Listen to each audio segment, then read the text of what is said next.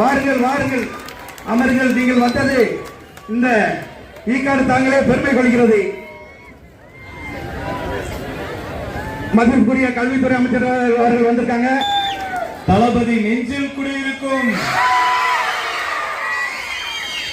அன்பு சொந்தங்களை அத்தனை பேருக்கும் அன்பான மாலை வணக்கத்தை சொல்லி, நம்முடைய காமராஜர் நற்பணி இயக்கத்தினுடைய மாநில தலைவர் எஸ் அன்பு அவர்களுக்கும், கௌரவ தலைவர்கள் கோவிந்தராஜ், கண்ணன், சேகர், நிரஞ்சன் ஐயா அவர்களுக்கும், வரவேற்புரை நல்கிய மாநில செயலாளர் ஐயா சிவபாலன் உள்ளிட்ட அத்தனை நிர்வாகி பெருமக்களுக்கும் மற்றும் எங்கள் அன்பு சகோதரர் மாண்புமிகு சட்டமன்ற உறுப்பினர் ஐயா அருள் பிரகாசம் ஐயா அவர்களுக்கும்,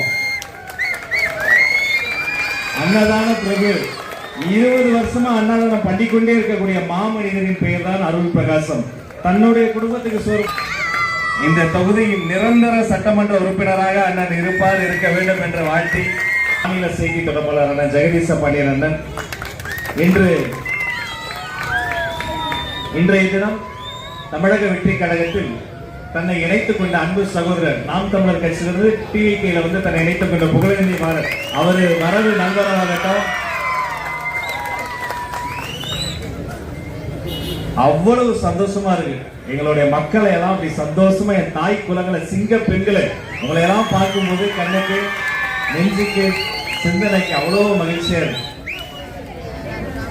சாதாரண தலைவர் கிடையாது காமராசர். ஒரு திட்டத்தை தொடங்கி வைக்கிறார். அந்த மாபெரும் வரலாற்று சிறப்பு மிக்க திட்டத்தை தொடங்கி வைக்கிற போது ஒரு பேச்சு பேசுறார். அந்த பேச்சை பேசுகிறது அவர் சொல்கிறார், இன்னும் 10 இடத்தில் போய் கையேந்தியாவது நான் பணம் கொண்டு வந்து இந்த திட்டத்தை செயல்படுத்துவேன், நீங்கள் படிக்கின்ற வேலையை மட்டும் பாருங்கள் என்று அந்த திட்டத்தை தொடங்கி வைத்ததார். அதுதான் இலவச மதிய உணவு திட்டம். தமிழ்நாடே இன்று சோறு தின்கிறது, அரசு பள்ளியில் இன்று அப்படி ஒரு திட்டம் இருக்கிறது சொன்னால் வாழ்க்கையே கொடுத்த தலைவர். இன்று ஊரில் இருக்கக்கூடிய எல்லா இடங்களிலும் ஊழல் செய்து பணத்தில் கொழுத்து இருக்கக்கூடிய பல தலைவர்களை பார்த்திருப்போம். ஆனால் தன்னுடைய கடைசி காலத்தில் கூட நான் கதசத்தை தவிர வேறு எதையும் சேர்த்து வைக்க தெரியாத ஒரு செம்மல் தியாகி அவதான் எங்கள் கொள்கை தலைவர். இப்ப காலை உணவு திட்டம் இருக்கு. அரசு பள்ளியில படிக்கிற பசங்க இந்த காலை உணவு திட்டத்தை 8ஆம் வகுப்பு வரைக்கும் அதை விரிவுபடுத்தி இருக்கிறார். மாண்புமிகு முதல்வர் விஜய் அவர்கள் தாயுள்ளத்தோடு இந்த குழந்தைகளுக்கு காலை உணவு திட்டத்தை விரிவுபடுத்துவது மட்டுமல்ல, அதற்கு தன் பேரையோ தன் கட்சி பேரையோ வைக்காம காமராசர் பேரையே வைத்திருக்கிறாங்க. அவரை நான் தலைவர். அப்ப இவர்கிட்ட இருந்து நாம என்ன கத்துக்கணும்னா, தூய்மை, நேர்மை, வாய்மை. என்ன தூய்மை? பொது வாழ்க்கையில அப்படி அந்த சட்டை, வெள்ள சட்டை போட்டா பத்தாது, அந்த சட்டையை போலவே வாழ்க்கை ரொம்ப தூய்மையா இருக்கணும். யாருக்கிட்டையும் காசு பணம் வாங்கக்கூடாது. அந்த தூய்மை, நேர்மை, என்ன செஞ்சாலும் வாழ்க்கையில உண்மையை பேசணும், உண்மையா இருக்கணும். வாய்மை. இந்த தூய்மையும் நேர்மையும் வாய்மையும் ஒரே வரியில சொல்றதுன்னா, தமிழ்நாடு அரசியல் வரலாற்றிலே ஒரே ஒரு முதலமைச்சர் தான். யாராவது லஞ்சம் கேட்டா கொடுக்காதீங்க, உங்க கூட நான் இருக்கேன், 1 ரூபா கூட கொடுக்காதீங்கன்னு சொன்ன தலைவர் என் வெற்றி தலைவர் மாண்புமிகு தமிழக முதல்வர். இன்னும் 100 நாட்கள் கூட முடியல, அதுக்குள்ள 717 டாஸ்மாக் மூடணும்னு நினைச்சாரு. ஏன்?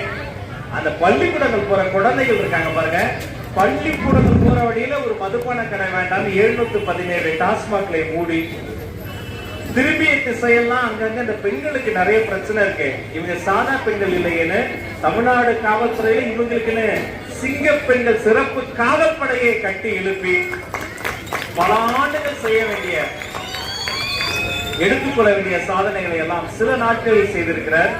இன்றைய தினம் கூட அனைத்து கட்சிகளினுடைய நாடாளுமன்ற உறுப்பினர்களை கூட்டி இந்த டீலிமிட்டேஷன், தொகுதி மறுவரையறை, அதற்கு எதிராக ஒரு ஆலோசனை கூட்டம் நடத்தினார். இந்த எளியவனுக்கு அதுல ஒரு பங்கெடுக்கக்கூடிய ஒரு வாய்ப்பு கிடைத்தது.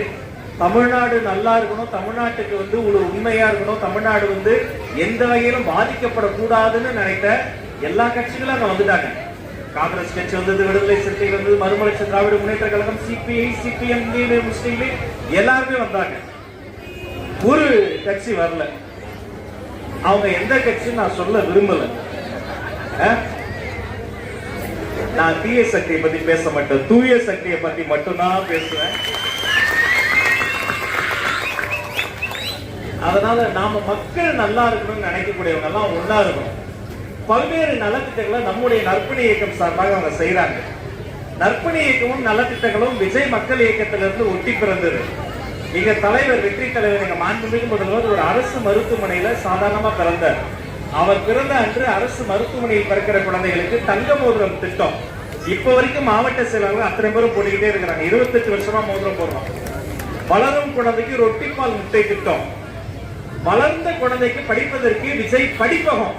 ஆமாங்க, குடிப்பகம் நடத்துற கட்சி கிடையாதுங்க, படிப்பகம் நடத்தக்கூடிய கழகம் தமிழக வெற்றி கழகம்.